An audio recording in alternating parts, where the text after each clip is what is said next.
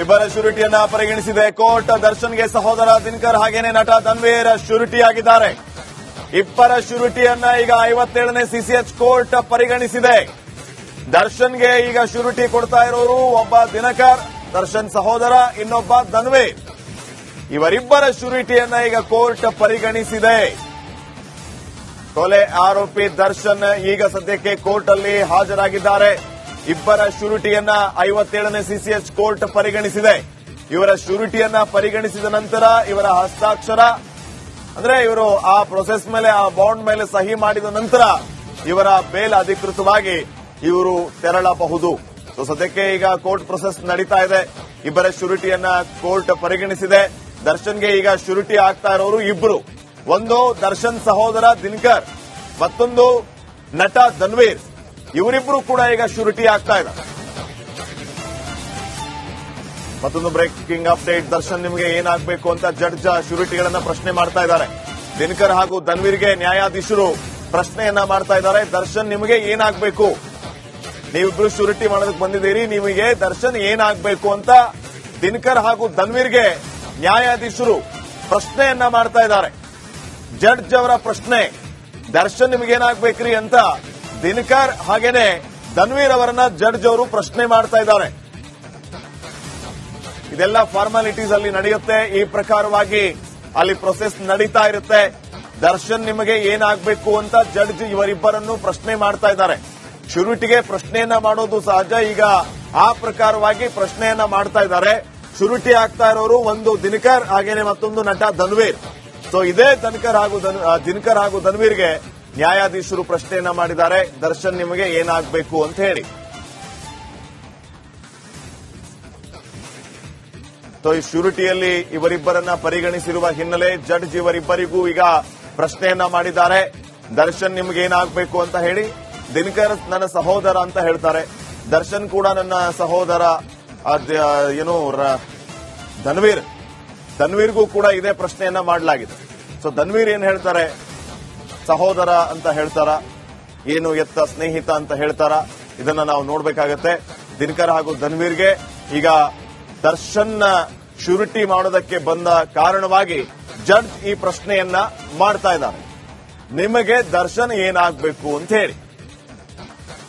So ಈ ರೀತಿಯ process ಈಗ ಸದ್ಯಕ್ಕೆ ಕೋರ್ಟ್ ಅಲ್ಲಿ ನಡೀತಾ ಇದೆ. ಏನಾಗಬಹುದು ಅನ್ನೋದು ಸದ್ಯಕ್ಕಿನ ಪ್ರಶ್ನೆ. ದರ್ಶನ್ಗೆ ಈಗ ರೆಗ್ಯುಲರ್ ಬೇಲ್ ಸ್ಯಾಂಕ್ಷನ್ ಆಗಿದೆ. ಅದರ ಪ್ರೊಸೆಸ್ ಅನ್ನ ಕಂಪ್ಲೀಟ್ ಮಾಡೋದಕ್ಕೆ ಈಗ ದರ್ಶನ್ ಕೋರ್ಟ್ಗೆ ಬಂದಿರುವ ಹಿನ್ನೆಲೆ ಬಂದ ತಕ್ಷಣ ಅವರ ಕೇಸನ್ನ ತಗೊಳ್ಳಿಲ್ಲ. ಒಂದು ಕೇಸ್ ಆಲ್ರೆಡಿ ನಡೀತಾ ಇತ್ತು. ಇನ್ನು ಮತ್ತೊಂದು ಕಡೆ ಪರಪ್ಪನ ಅಗ್ರಹಾರದಲ್ಲಿ ಪವಿತ್ರ ರಿಲೀಸಿಂಗ್ ಪ್ರೊಸೆಸ್ ನಡೀತಾ ಇದೆ. ಪವಿತ್ರ ಗೌಡ, ಮನೀಶ್ ಅನ್ನೋರು ಶ್ಯೂರಿಟಿಯನ್ನ ಕೊಡ್ತಾ ಇದ್ದಾರೆ. ಚಾಮರಾಜಪೇಟೆಯ ಆಸ್ತಿ ಪತ್ರದೊಂದಿಗೆ ಶ್ಯೂರಿಟಿ, ಪರಿಚಯಸ್ಥರ ಮೂಲಕ ಪವಿತ್ರಾಗೆ ಶ್ಯೂರಿಟಿ ಕೊಡುವಂತಹ ಕೆಲಸ ಆಗ್ತಾ ಇದೆ. ಪರಪ್ಪನ ಅಗ್ರಹಾರದಲ್ಲಿ ಪವಿತ್ರಾಗೆ ಶ್ಯೂರಿಟಿ ಕೊಡೋದಕ್ಕೆ ಮನೀಶ್ ಅನ್ನೋರು ಬಂದಿದ್ದಾರೆ. ಮನೀಶ್ ಚಾಮರಾಜಪೇಟೆಯ ಆಸ್ತಿ ಪತ್ರಗಳನ್ನ ತೆಗೆದುಕೊಂಡು ದಾಖಲೆಗಳ ಸಮೇತ ಇವರು ಆಗಮಿಸಿದ್ದಾರೆ. ಪರಿಚಯಸ್ಥರ ಮೂಲಕ ಪವಿತ್ರ ಗೌಡಗೆ ಶ್ಯೂರಿಟಿ ಕೊಡೋದಕ್ಕೆ ಮನೀಶ್, ಚಾಮರಾಜಪೇಟೆಯ ಆಸ್ತಿ ಪತ್ರಗಳಂತೆ, ಆ ಮೂಲಕ ಪರಿಚಯಸ್ಥರ ಶ್ಯೂರಿಟಿ ಈಗ ಪವಿತ್ರ ಗೌಡಗೆ. ಇವರ ಶ್ಯೂರಿಟಿ ಪ್ರೊಸೆಸ್ ಕೂಡ ಈಗ ನಡೀತಾ ಇದೆ. ಒಂದ್ ಕಡೆ ಪವಿತ್ರ ಗೌಡ ಕಳೆದ 7 ತಿಂಗಳಿಂದ ಪರಪ್ಪನ ಅಗ್ರಹಾರದಲ್ಲೇ ಇರೋದು. ಇವರ ಜಾಮೀನು ಪದೇ ಪದೇ ರಿಜೆಕ್ಟ್ ಆಗಿ ಫೈನಲಿ ರೆಗ್ಯುಲರ್ ಬೇಲ್ ಸ್ಯಾಂಕ್ಷನ್ ಆದ ಹಿನ್ನೆಲೆ ಇವತ್ತು ಪರಪ್ಪನ ಅಗ್ರಹಾರದಿಂದ ಪವಿತ್ರ ಗೌಡ ಆಚೆ ಬರ್ತಾರೆ. ಈ ಎಲ್ಲಾ ಪ್ರೊಸೆಸ್ ಒಂದ್ಸಾರಿ ಕಂಪ್ಲೀಟ್ ಆದ ನಂತರ. ಸದ್ಯಕ್ಕೆ ದರ್ಶನ್ ಈ ಕಡೆ ಅವರು ಕೂಡ ರಿಲೀಸ್ ಆಗೋದಕ್ಕೆ ಏನೆಲ್ಲ ಪ್ರೊಸೆಸ್ ಆಗಬೇಕು ಸೆಷನ್ಸ್ ಕೋರ್ಟ್ ಅಲ್ಲಿ, ಆ ಸೆಷನ್ಸ್ ಕೋರ್ಟ್ ಅಲ್ಲಿ ಎಲ್ಲಾ ರೀತಿಯ ಪ್ರೊಸೆಸ್ಗಳು ನಡೀತಾ ಇದೆ. ಮತ್ತೊಂದು ಕಡೆ ಪರಪ್ಪನ ಅಗ್ರಹಾರದಲ್ಲಿ ಪವಿತ್ರ ಗೌಡ, ಪರಪ್ಪನ ಅಗ್ರಹಾರದಲ್ಲಿಯೂ ಕೂಡ ಶ್ಯೂರಿಟಿಗಾಗಿ ಪರಿಚಯಸ್ಥರು ಬಂದಿದ್ದಾರೆ. ಮನೀಶ್ ಎಂಬ ಒಬ್ಬ ವ್ಯಕ್ತಿ ಪವಿತ್ರ ಗೌಡಗೆ ಶ್ಯೂರಿಟಿ ಅನ್ನುವಂತಹ ವಿಚಾರ ಗೊತ್ತಾಗ್ತಾ ಇದೆ. ಇನ್ನಷ್ಟು ಅಪ್ಡೇಟ್ಸ್ ಅನ್ನ ಕೊಡ್ತಾರೆ ಕೊಲೀಗ್ ಸ್ಮಿತಾ. ಈಗ ನೇರ ಸಂಪರ್ಕದಲ್ಲಿ ಅಗೇನ್ ಸ್ಮಿತಾ, ಗಮನಿಸ್ತಾ ಇದ್ದೀವಿ ಸದ್ಯಕ್ಕೆ ಜಡ್ಜ್ ಸಾಹೇಬರು ಶ್ಯೂರಿಟಿ ಕೊಡೋದಕ್ಕೆ ಬಂದವರಿಗೆ ಫಾರ್ಮಾಲಿಟೀಸ್ ಪ್ರಶ್ನೆಯನ್ನ ಮಾಡ್ತಾ ಇದ್ದಾರೆ ಅಂತ. ಸದ್ಯ ಕೋರ್ಟ್ ಅಲ್ಲಿ ಏನ್ ನಡೀತಾ ಇದೆ, ಏನ್ ಅಪ್ಡೇಟ್ಸ್ ಕೊಡ್ತೀರಿ?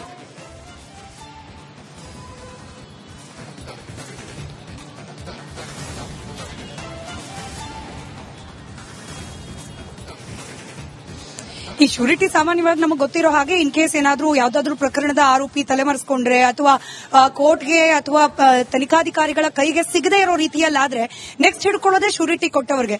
ಹೀಗಾಗಿ ಅವ್ರು ಶ್ಯೂರಿಟಿ ಕೊಡ್ತಿರೋರು ಕೂಡ ಬಲವಂತವಾಗಿ ಕೊಡ್ತಿದಾರಾ, ಬೈ ಫೋರ್ಸ್ ಕೊಡ್ತಿದಾರಾ ಅಥವಾ ಸ್ವ ಇಚ್ಛೆಯಿಂದ ಕೊಡ್ತಿದಾರಾ, ಕೊಡ್ತಿರೋರ ಉದ್ದೇಶ ಏನು, ಹೇಗ್ ಸಂಬಂಧಿತರು ಆರೋಪಿಗಳು ಹಾಗೆ ಈ ಶ್ಯೂರಿಟಿ ಕೊಡ್ತಿರೋರು, ಇದೆಲ್ಲ ಫಾರ್ಮಲ್ ಪ್ರಶ್ನೆಗಳನ್ನ ನ್ಯಾಯಾಧೀಶರು ಕೇಳ್ತಾರೆ. ಈಗಲೂ ಕೂಡ ಹಾಗೆ ಆಗಿರೋದು.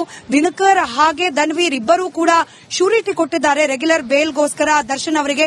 ಹೀಗಾಗಿ ನ್ಯಾಯಾಧೀಶರು ಸಂಬಂಧವನ್ನು ಕೇಳಿದ್ದಾರೆ, ಏನಾಗ್ಬೇಕು ನೀವು ದರ್ಶನ್ಗೆ ಅಂತ ಹೇಳಿ. ದಿನಕರ್ ತೂಗುದೀಪ್ ನಮಗೆ ಗೊತ್ತಿರೋ ಹಾಗೆ ಒಡ ಹುಟ್ಟಿದ ಸಹೋದರ. ಆದ್ರೆ ಧನ್ವೀರ್ ಅವರು ಸಿನಿಮಾ ರಂಗಕ್ಕೆ ಬಂದ ದಿನದಿಂದಲೂ ಕೂಡ ಹೇಳ್ಕೊಳ್ತಿದ್ದಾರೆ, ದರ್ಶನ್ ನನಗೆ ಅಣ್ಣ ಇದ್ದ ಹಾಗೆ ನಾನು ಅವ್ರ ತಮ್ಮ ಅಂತ ಹೇಳಿ. ಹೀಗಾಗಿ ಕೋರ್ಟ್ನ ಮುಂದೆ ಆಬ್ವಿಯಸ್ಲಿ ಅವರು ಹಾಗೆ ಹೇಳಲಿಕ್ಕೆ ಸಾಧ್ಯ ಇಲ್ಲ. ಪರಿಚಯಸ್ಥರು ಅಥವಾ ಫ್ಯಾಮಿಲಿ ಫ್ರೆಂಡ್ ಹೀಗೇನಾದ್ರೂ ಕಾರಣವನ್ನ ಹೇಳಿರಬಹುದು. ಬೇಸಿಕ್ ಎನ್ಕ್ವೈರಿಯನ್ನ ಮಾಡಿ ನಂತರದಲ್ಲಿ ಈ ಜಾಮೀನಿನ ಅಷ್ಟು ಕಂಡೀಷನ್ಗಳನ್ನ ಫುಲ್ಫಿಲ್ ಮಾಡಿದ್ದಾರಾ ದರ್ಶನ್ ಅವರು ಅನ್ನೋದನ್ನ ಕ್ರಾಸ್ ಚೆಕ್ ಮಾಡಿ ನಂತರದಲ್ಲಿ ಬೇಲ್ನ ಪ್ರಕ್ರಿಯೆಯನ್ನ ಕಂಪ್ಲೀಟ್ಗೊಳಿಸುತ್ತಾರೆ ನ್ಯಾಯಾಧೀಶರು. ಸದ್ಯಕ್ಕೆ ಆ ಎಲ್ಲ ಪ್ರಕ್ರಿಯೆಗಳು ನನ್ನ ಹಿಂಭಾಗದಲ್ಲಿರ್ತಕ್ಕಂಥ ಸಿಟಿ ಸಿವಿಲ್ ಕೋರ್ಟ್ನಲ್ಲಿ ನಡೀತಾ ಇದೆ. ನಾವು ಮಾತನಾಡ್ತಿರೋ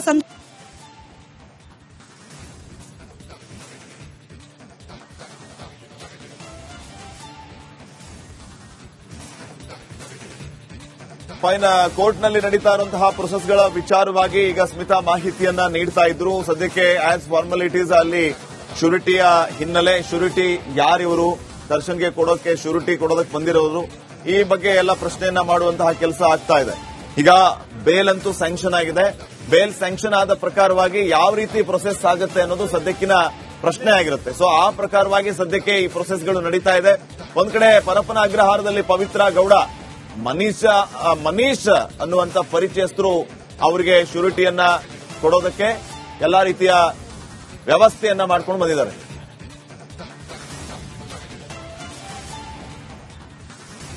ಎಸ್, ಮತ್ತಷ್ಟು ಮಾಹಿತಿಯನ್ನ ಕೊಡೋದಕ್ಕೆ ಈಗ ಸ್ಮಿತಾ ನೇರ ಸಂಪರ್ಕದಲ್ಲಿ ಜಾಯ್ನ್ ಆಗಿದ್ದಾರೆ. ಸ್ಮಿತಾ, ಈಗ ವ್ಯೂವರ್ಸ್ಗೆ ಒಂದು ಸರಳವಾಗಿ ತಿಳಿಯೋ ರೀತಿಯಲ್ಲಿ ಹೇಳ್ಬೋದಾ, ಅಂದ್ರೆ ಮತ್ತೆ ಯಾಕೆ ದರ್ಶನ್ ಕೋರ್ಟ್ ಹೋದ್ರು, ಅಲ್ಲೇನ್ ಕೆಲಸ ಇತ್ತು, ಏನಕ್ಕೆ ಹೋಗಿದ್ದಾರೆ ಅನ್ನುವಂತ ಪ್ರಶ್ನೆಗಳು ವ್ಯೂವರ್ಸ್ ಕಾಡ್ತಾ ಇರುತ್ತೆ. ಈ ಪ್ರೊಸೆಸ್ ಬಗ್ಗೆ ಸ್ವಲ್ಪ ಹೇಳ್ಬೋದಾ?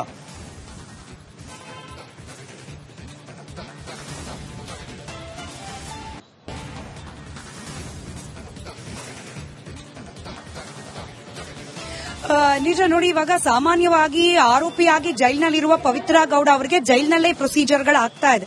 ಅಂದ್ರೆ ಎಲ್ಲವನ್ನ ಕೂಡ ಬೇಲ್ಗೆ ಕಂಡೀಷನ್ಗಳೆಲ್ಲವೂ ಕೂಡ ಫುಲ್ಫಿಲ್ ಆಗಿದೆಯಾ ಅನ್ನೋದನ್ನ ಪರಿಗಣಿಸಿ ಜೈಲಿನ ಅಧಿಕಾರಿಗಳು, ಹೇಗೆ ಬಿಜಿಎಸ್ ಆಸ್ಪತ್ರೆಯಲ್ಲಿ ವೈದ್ಯಾಧಿಕಾರಿಗಳ ಕೈಗೆ ಬೇಲ್ನ ಕಾಪಿ ಸಿಕ್ಕಿತ್ತು ದರ್ಶನ್ ಅವರದು, ಹಾಗೇನೆ ಪವಿತ್ರ ಗೌಡ ಅವರಿರುವ ಪರಪ್ಪನಾಗ್ರಹಾರ ಜೈಲಿನ ಅಧಿಕಾರಿಗಳಿಗೂ ಕೂಡ ಬೇಲ್ನ ಕಾಪಿ ಸಿಕ್ಕಿರುತ್ತೆ. ಬಹುಶಃ ಪವಿತ್ರ ಗೌಡ ಕೂಡ ಹೀಗೇನೆ ನ್ಯಾಯಾಲಯದ ಮುಂದೆ ಬರಬೇಕು.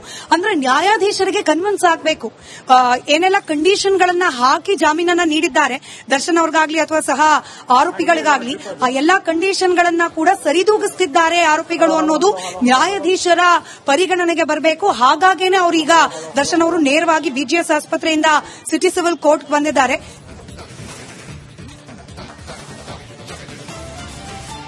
ಕೆಲವೇ ಕ್ಷಣಗಳಲ್ಲಿ ಕೋರ್ಟ್ ಇಂದ ದರ್ಶನ್ ಹೊರಬರಲಿಕ್ಕಿದ್ದಾರೆ. ವಿಜಯಲಕ್ಷ್ಮಿ ನಿವಾಸಕ್ಕೆ ದರ್ಶನ್ ತೆರಳಲಿಕ್ಕಿದ್ದಾರೆ ಅನ್ನುವಂಥ ಮಾಹಿತಿ ಲಭ್ಯ ಆಗ್ತಾ ಇದೆ.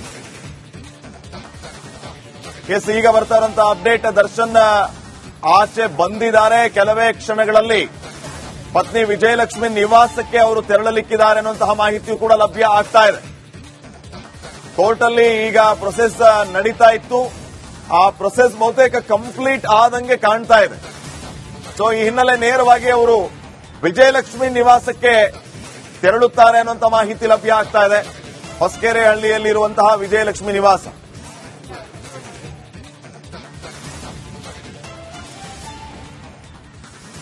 ಎಲ್ಲಾ ವಿಚಾರಗಳಿಗೆ ಸಂಬಂಧಪಟ್ಟಂತೆ ಇನ್ನಷ್ಟು ಅಪ್ಡೇಟ್ಸ್ ಅನ್ನ ಕೊಡೋದಕ್ಕೆ ಮತ್ತು ಈ ಪ್ರೊಸೆಸ್ ಯಾವ ರೀತಿ ಇರುತ್ತೆ, ಸದ್ಯಕ್ಕೆ ಕೋರ್ಟ್ ಅಲ್ಲಿ ಏನೆಲ್ಲ ನಡೀತು ಅನ್ನೋದ್ರ ಬಗ್ಗೆ ಡೀಟೇಲ್ಸ್ ಕೊಡೋದಕ್ಕೆ ನಮ್ಮ ಕ್ರೈಮ್ ಬ್ಯೂರೋ ಹೆಡ್ ಸುನಿಲ್ ನನ್ನ ಜೊತೆಗೆ ಜಾಯ್ನ್ ಆಗಿದ್ದಾರೆ. ಸುನಿಲ್, ಈ ಪ್ರೊಸೆಸ್ ಬಗ್ಗೆ ನೀವು ವಿವರಣೆಯನ್ನು ಕೊಡಬಹುದು? ಅಂದ್ರೆ ಆಕ್ಚುಲಿ ಈಗ ರೆಗ್ಯುಲರ್ ಬೇಲ್ ಸ್ಯಾಂಕ್ಷನ್ ಆದ್ಮೇಲೆ ಕೋರ್ಟ್ ಅಲ್ಲಿ ಏನೇನು ನಡೆಯುತ್ತೆ, ದರ್ಶನ್ ಯಾಕೆ ಮತ್ತೆ ಕೋರ್ಟ್ ಹೋದ್ರು, ಈ ಎಲ್ಲ ಅಪ್ಡೇಟ್ಸ್ ಕೊಡೋದಾದ್ರು.